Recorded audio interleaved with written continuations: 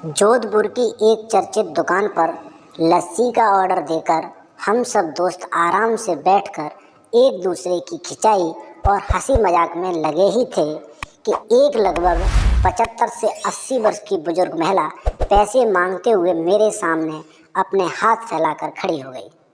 उनकी कमर झुकी हुई थी, चेहरे की झुर्रियों में भूख तैर रही थी, नेत्र भीतर को धसे हुए किंतु सजल थे। उनको देखकर मन में न जाने क्या आया कि मैंने अपनी जेब से सिक्के निकालने के लिए हाथ डाला हुआ हाथ वापस खींचते हुए उनसे पूछ लिया, दादी जी लस्सी पिएंगी? मेरी इस बात पर दादी कम अचंभित हुई और मेरे मित्र अधिक, क्योंकि अगर मैं उनको पैसे देता तो बस 5 या 10 रुपए ही देता, लेकिन लस्सी तो 30 रुपए की एक है।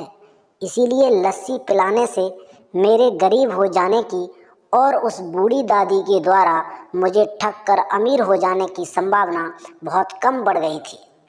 दादी ने सकुचाते हुए हामी भरी और अपने पास जो मांग कर जमा किए हुए 6-7 रुपए थे वो अपने कांपते हाथों से मेरी ओर बढ़ाए।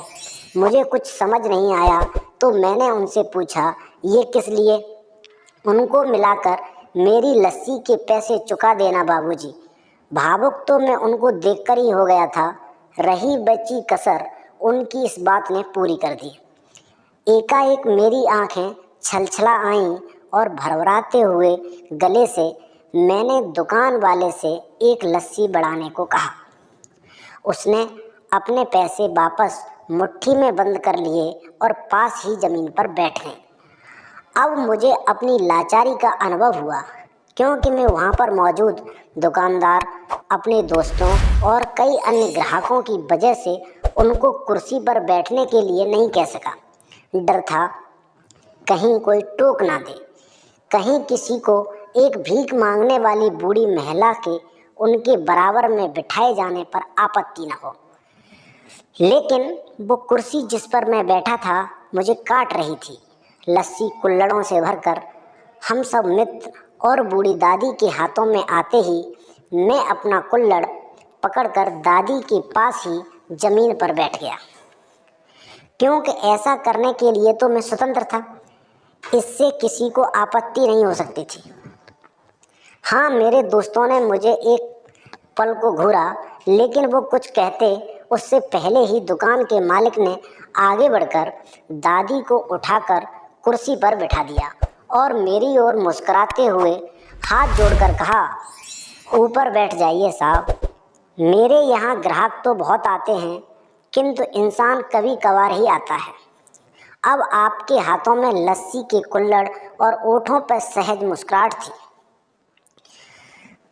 बस एक तो दादी ही थी जिनकी आंखों में तृप्ति के आंसू, ओठों पर मलाई के कुछ अंश और दिल में सैकड़ों दुआएं थी। न जाने क्यों जब कभी हमें 10-20 रुपए किसी भूखे गरीब को देने या उस पर खर्च करने होते हैं तो वो हमें बहुत ज़्यादा लगते हैं, लेकिन सोचिए क्या वो चंद रुपए किसी के मन को तृप्त करने से अधिक कीमती हैं? जब कभी अवसर मिले ऐसे दयापूर्ण और करुणामय कार्य करते रहें, भले ही कोई आपका साथ दे या ना दे। दोस्तों, आज इस कहानी में बस इतना ही। अगली कहानी सुनने के लिए आप हमारे चैनल को सब्सक्राइब कर सकते हैं, अपने दोस्तों के साथ चैनल को शेयर कर सकते हैं। Thank you. जय हिंद, जय भारत।